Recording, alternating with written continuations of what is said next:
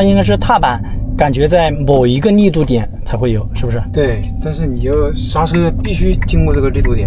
往右边打，那我们就只帮你检查前面的，好吧？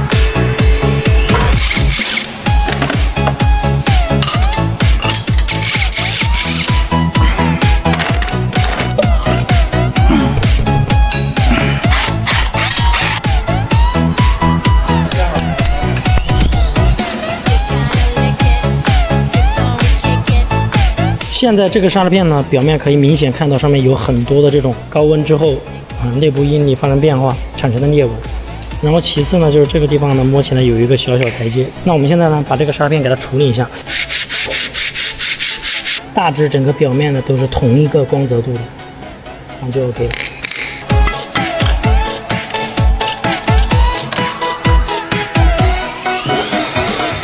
3到4个丝啊。这个刹车片的摩擦材料都把这个刹车节的孔给覆盖住了。我们现在先把这些孔给它疏通一下。动面上都还好，3克以内。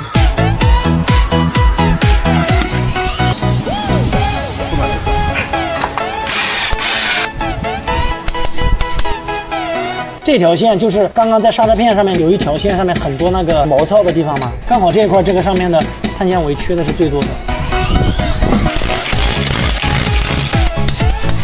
试一下吧，